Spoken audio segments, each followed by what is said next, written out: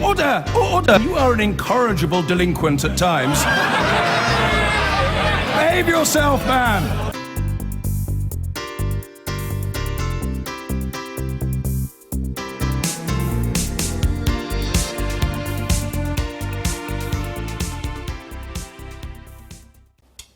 Well, who knows what is going on at the local level? My Newsnight colleagues, Jake Morris and Hannah Barnes, have been ringing around today to local Labour councillors representing a dozen areas.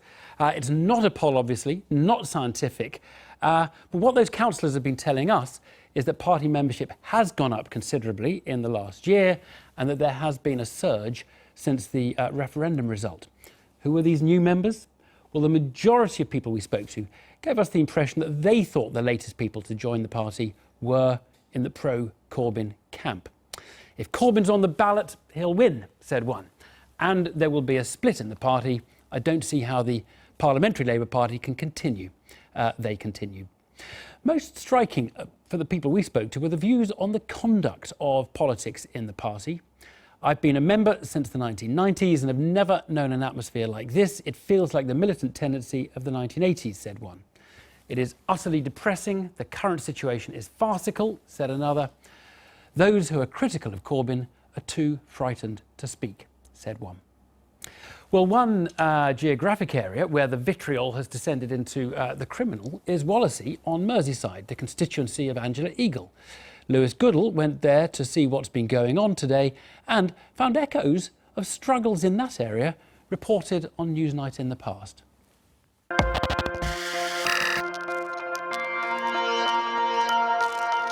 You wouldn't know it, but the Wirral on Merseyside is ground zero for the battle now raging for the soul of the Labour Party.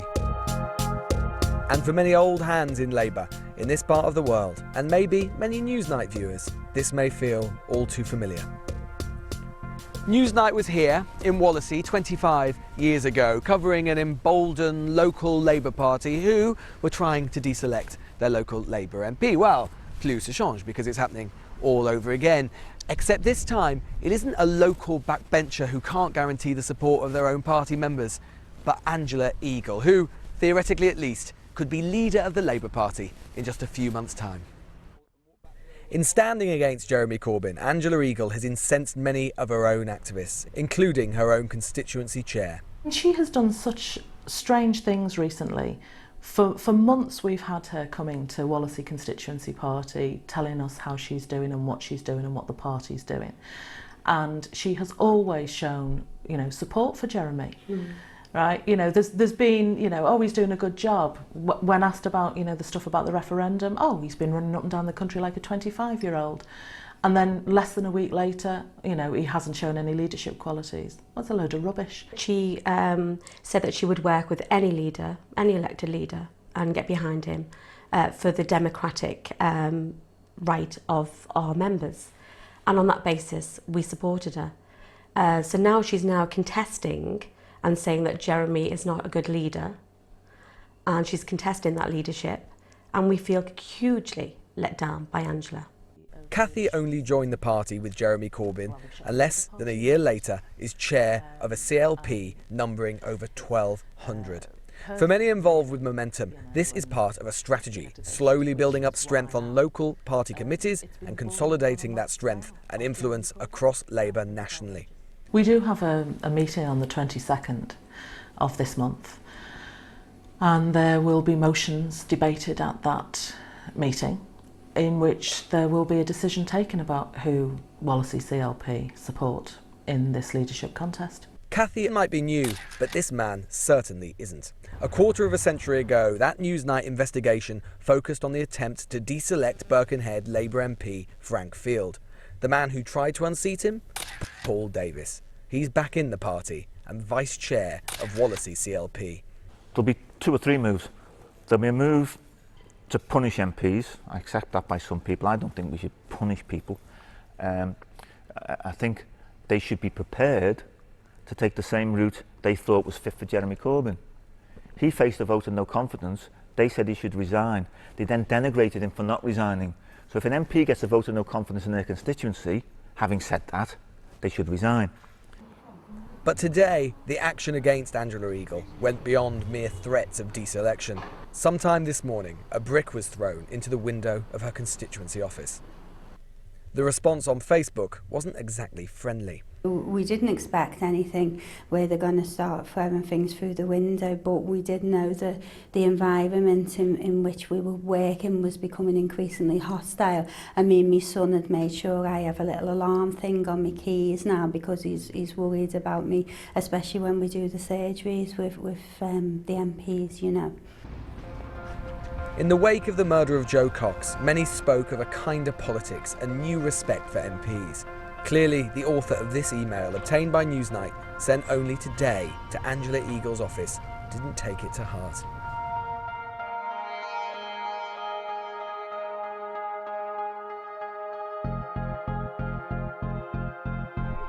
Some members of the local party say a culture of intimidation has gripped Labour across the Wirral. Councillor Moira McLaughlin is a veteran of the battles of the 1980s. On the basis of what's happening at the moment and what happened here in Birkenhead 30 years ago, almost certainly there'll be an attempt to get rid of Angela, and also some of the councillors that support her. I would fully expect that to happen. Well, within Wallasey, the tone of the meetings has been appalling. We've had threats of violence, homophobia, arguments between grown men and women, and now most recently today we've had an actual act of violence, a brick thrown through a window. What sort of things have you heard at meetings? Well, with homophobic comments aimed at Angela Eagle, who wasn't present at the meeting, homophobic gestures made towards people in the meeting at the mention of Angela's name. One lady at a recent meeting even threatened to punch somebody. And what really angers me is that this is a blatant contradiction of our own laws, our own values as members of the Labour Party. We should work together in spirit of solidarity, tolerance and respect. Some say this is simply robust debate. We're being asked to believe that amongst the councillors who were there, the trade union officials who were there, the people who supported Angela, the people that don't support Angela, not one person stood up to object to intimidation, or worse, to object to homophobia. Now, I would criticise anyone who heard a homophobic comment or saw a homophobic gesture at a meeting who didn't challenge it. I would... Maybe they felt they couldn't. Maybe they felt they were intimidated. You know, that's a good excuse, isn't it, you see, to say, I couldn't complain about the intimidation because I was intimidated. Many would never have thought that the internecine battles of the 1980s would return to Merseyside. A vote of no confidence will take place in Angela Eagle in her constituency on the 22nd of July. One source on the CLP told me tonight that the momentum for that motion was unstoppable. If she's still a candidate for leader, what happens then, like much else in the Labour Party right now, is anyone's guess. Lewis Goodall. Well, with me now is Angela Eagle, former Shadow Business Secretary, who's standing against Jeremy Corbyn for the leadership, as you probably realised by now. Hello, good evening. Hi. Just watching that, are you sure you're in the right party with those people? I have been a Labour Party member for 40 years.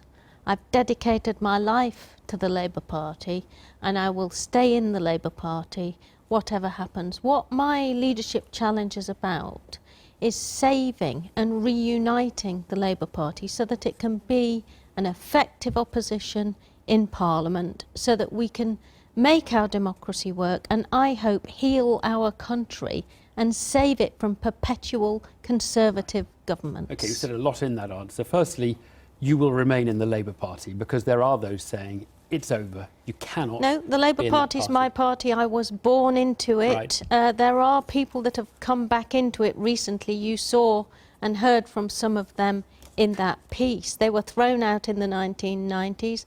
They're back in, and you can see what they're doing. I have to stand up to that kind of bullying, and I will continue to stand up to it. Now, if there's a motion of no confidence in you by your local party, you heard what the gentleman said.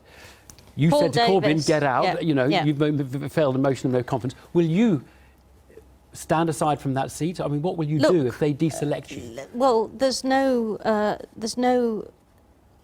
question of me being deselected at the moment. What I'm doing is trying to say that the Labour Party was created to be the voice of working people in Parliament, to make certain that those who create the wealth in our country actually get a fair share of the opportunities and the income that comes from that wealth. That is the historic role of the Labour Party. To do that, you have to be effective in Parliament.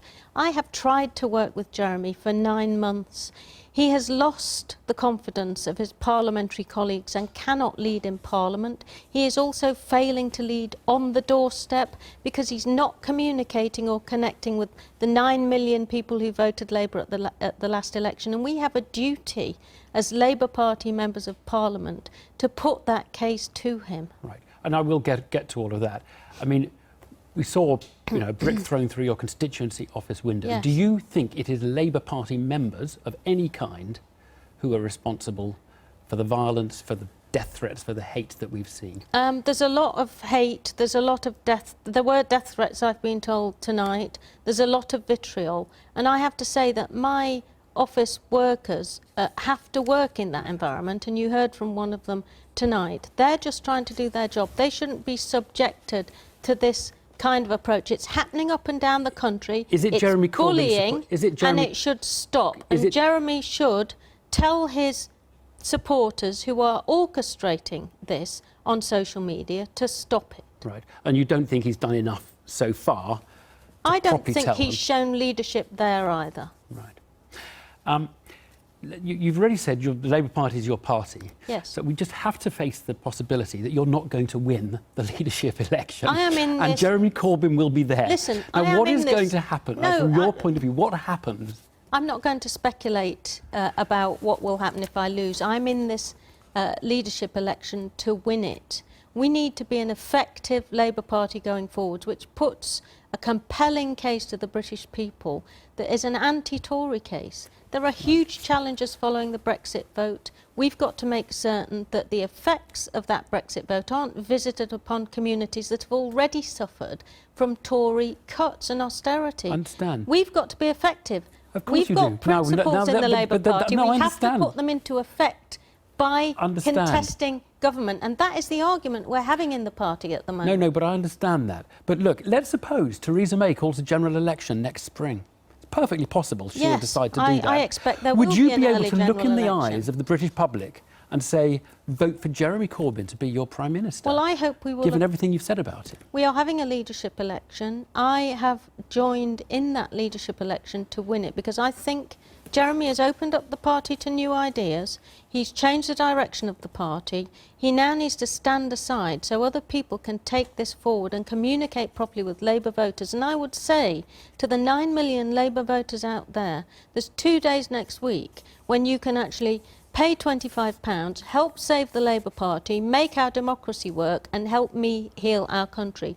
Join as a registered supporter. Right, so you're literally urging the country to join to get Corbyn out. That is precisely what I think should happen. Join us in this battle. Let us win the Labour Party back for parliamentary democracy. We need people to persuade the country and speak to the country, not just protest. It is £25 is quite expensive to get a vote. I think it's a pretty good investment for the whole future of democracy. If there was an election next spring or sooner and Jeremy Corbyn was leader, how do you think Labour would do?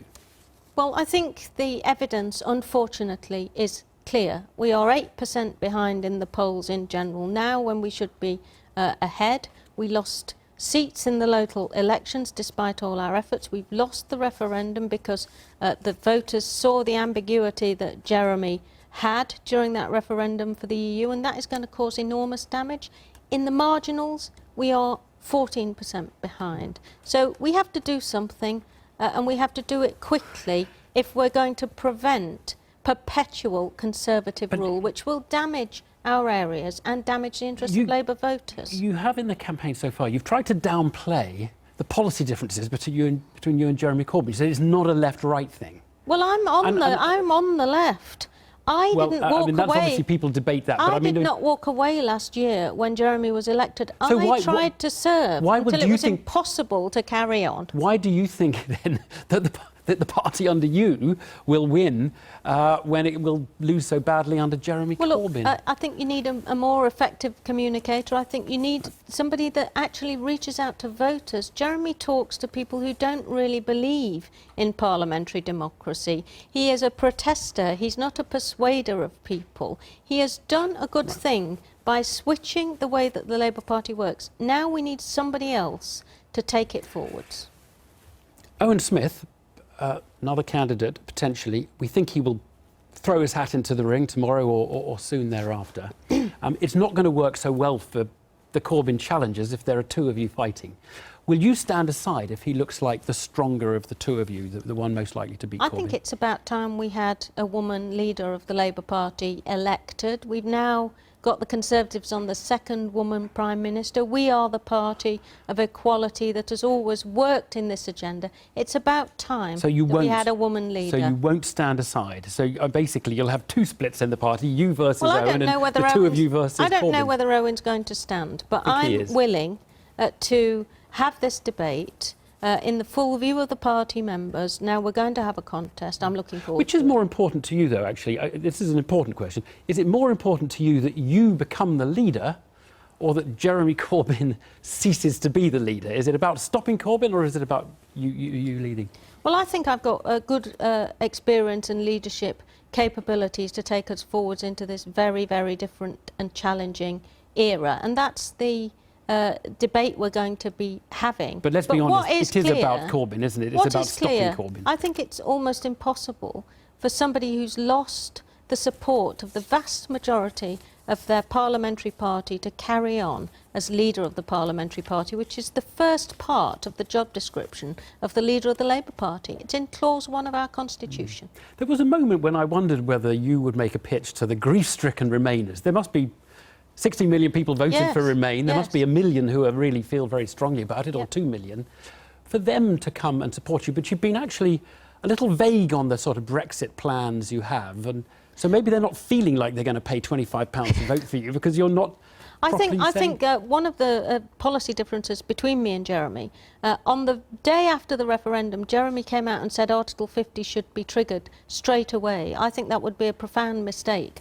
I think we have to be very careful in the way in which we begin to disentangle from the European Union, and we have to do it in a way which is least likely to hurt those communities I'm particularly concerned about, those poorer communities who have already been badly hit by Tory cuts. People, some I would say more sympathetic to your side of this argument than Corbyn's, have looked at the result tonight at the NEC. They've said Corbyn is going to win. This is the death of the Labour Party as we know it. I wonder whether you look at that. You look at these members who are going to trying to get you deselected, confidence motion in you. You look at the violence internally, at the vitriol in the debate, and don't you wonder whether the marriage between this radical left and the establishment left is over? Do you never wonder that? I think it's important that we take the broad base of the Labour Party with us. I don't think that some of the people that have joined and the way they're behaving is acceptable behaviour in British politics. It coarsens our democracy, and I think it needs to be called out for the bullying it is. I'm standing up to it. Everybody else needs to stand up to it. And I think Jeremy Corbyn needs to condemn it and stop it happening. Angela Eagle, thank you very much indeed.